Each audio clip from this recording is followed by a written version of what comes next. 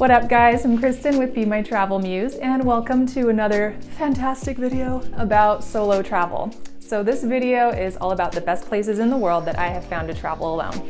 And I'm a bit of an expert on this topic because I've been traveling mostly alone for the last 7 years and I've been to every continent except for Antarctica, which is probably not a great place to travel alone. So out of all of those places, I have quite a few places that I think are fantastic for solo travelers, but the 10 on this list all have either ease, nice price, attraction of other solo travelers, or it's a really safe place to go. So without further ado, these are my top 10 best places in the world to travel by yourself, especially if you're a solo female traveler, beginning with number 10 and ending with my number 1 pick. So let's start with number 10, and that is Japan. Why do I love Japan so much for solo travelers? Well, first of all, it's a very well-organized, clean, safe place to travel. So when you go there, you're going to find that people are very kind and friendly, will often go out of their way to be helpful to you. At least that's been my experience there. And the wonderful thing about traveling in Japan is the culture. It is so unique and so interesting.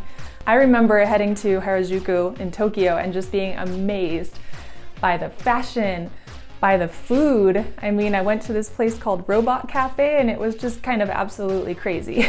And it's not just places like Harajuku. All over Japan, you're going to see a super unique culture, from the shrines that you'll come across to the amazing, amazing Japanese food. And there's also museums there like the Team Lab Borderless in Tokyo, which I could just stay in all day. I mean, I basically did actually, my first day there. So if you want to go somewhere that is artsy, interesting, and delicious, Japan fits the bill. The only downsides of Japan, it's not very cheap, and I will say the Tokyo Metro is like pretty hard to navigate, but don't worry because there's really friendly people there to help you if you get lost. So that's number 10. Let's go all the way over to South America for number 9. So my number 9 pick is Peru. So in terms of something that is just going to wow you, Machu Picchu is one of the most incredible, I think it's an ancient citadel.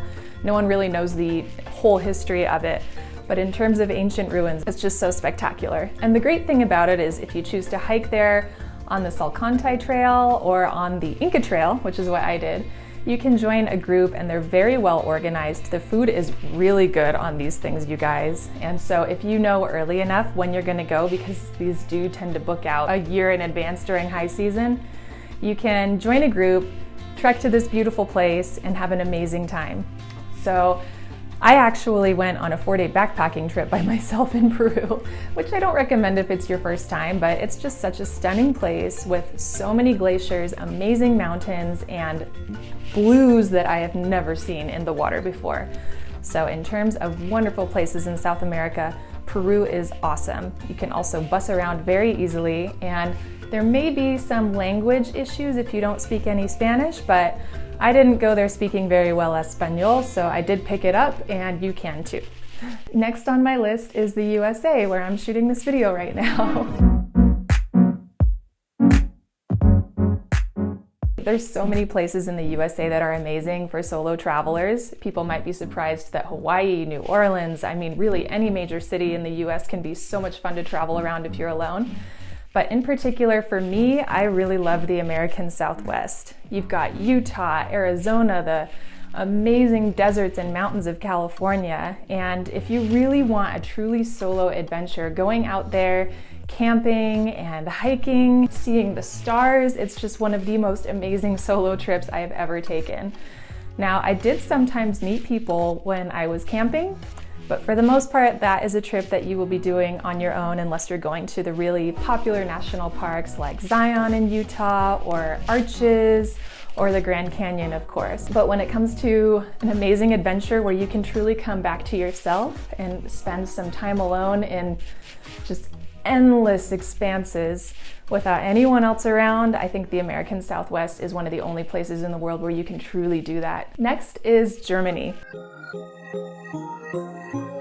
I admit I'm biased because I did live in Berlin for about 4.5 years, but When it comes to funky, awesome, friendly, once you get to know people, and interesting, Germany has so much to offer. I mean, you've got the Alps, you've got Oktoberfest, obviously, if you're into that. You have beautiful and amazing Christmas markets. The nature out there is just absolutely stunning. And then, of course, I'm a big fan of the capital city of Berlin. There is always something going on. I mean, this is truly the city that never sleeps. It's pretty safe for the most part. Just watch for pickpockets, and that goes for all of Europe. They're really good. I know, they got me. So New Zealand is held by many as one of the most beautiful countries on planet Earth, and I can attest that traveling around New Zealand is easy, very friendly. If you're an outdoorsy type, there is so much hiking there that is just next level beautiful. And if you've got time, definitely explore the South Island and the North Island and get a camper van, and you'll meet so many people that way. Or if you don't want to do that, staying in hostels is a great way to meet people. I probably wouldn't do that if I were in my 30s because it's a younger crowd. I am in my 30s, so I wouldn't do that. But you can always meet people on meetup groups or couch surfing. There's a lot of different ways. Only downside is it's not exactly a cheap place to travel. That's the only thing that I would say about it. But otherwise, it's very safe and a fantastic place for solo travelers, especially solo female travelers. So my next pick is French Polynesia.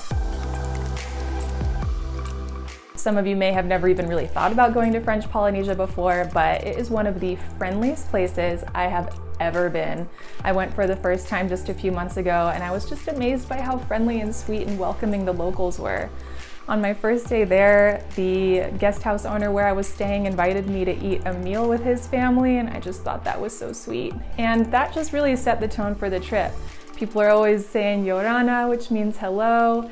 And there are plenty of other solo travelers there, and they may be there to surf, scuba dive, or swim with all of the amazing sea life, but I find that when there's a shared interest, like a sport or something like that, that brings people to the country, you're in a really good position to meet other solo female travelers like yourself. It is a really good place to go if you want to feel truly welcomed. I mean, there is something to be said for Polynesian culture. Next on my list is Indonesia. So we're moving into Southeast Asia now because I believe that this part of the world is truly the best for people who are traveling on their own. Start it up.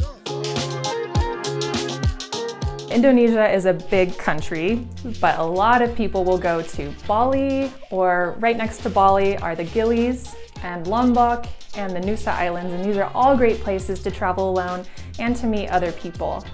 You can do amazing scuba diving there, you can do surfing, you can just enjoy the beaches, and it's just a friendly place, especially if you are on your own and looking to meet other people. Because tons of people go to Bali. Actually, Bali welcomed over 7 million visitors last year. So it's not my favorite place, to be honest with you, because it doesn't feel that authentic to me anymore, but I do love Lombok, I do love the Gilis. There's a lot on this channel that can show you how amazing those places are. The other great thing about Indonesia is it's super cheap.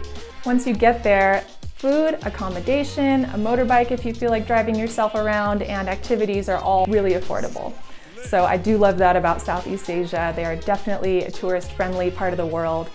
And it's easy enough to communicate because most of the locals do speak at least a little bit of English if they work in tourism. And I find it's pretty easy to navigate as well. So when it comes to solo traveler friendliness, Indonesia is easy and awesome. Okay, next is the Philippines.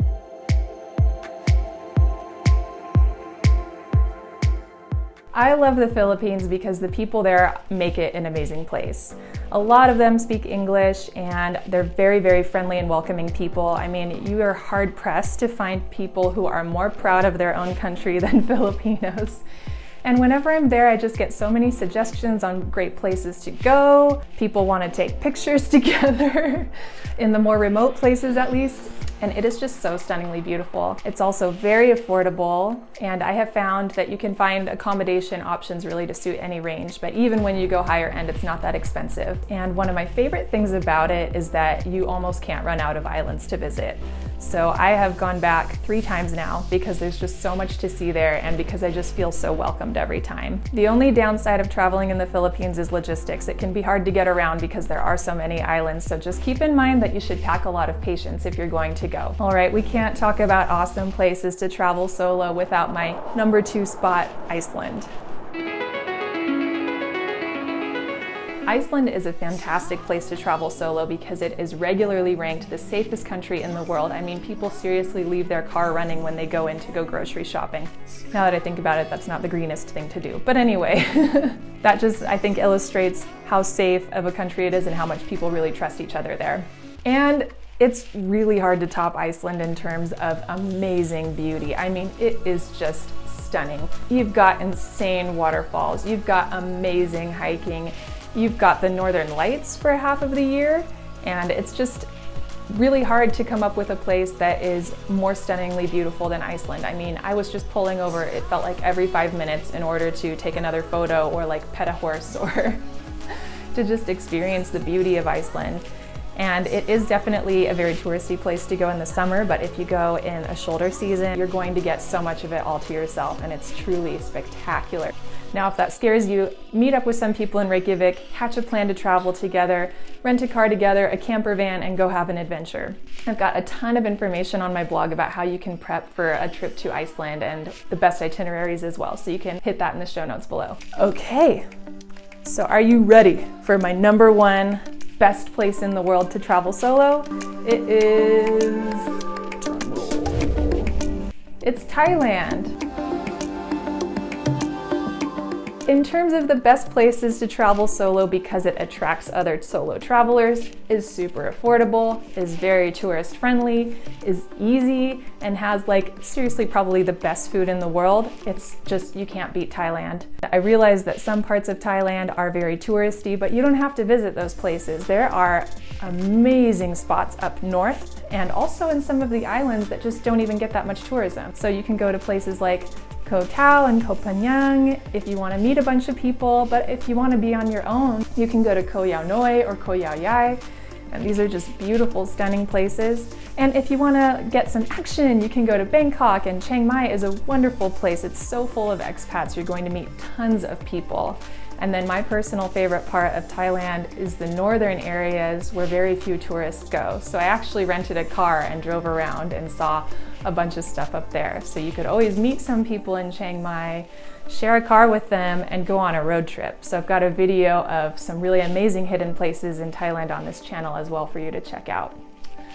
So I hope this video helped you to pick some places to travel solo. I hope it helps you to think about some attributes a place can have that make it wonderful for a solo traveler. And if it's your first time or whatever, your 50th time traveling solo, I have so much information on my blog for you. And I've got a free solo female traveler checklist that you can get when you sign up for the email list. So that is also in the show notes below. I hope that you found this video helpful. Thank you for showing up. Thank you for being here. Thank you for traveling the world, because I think it makes us all better human beings.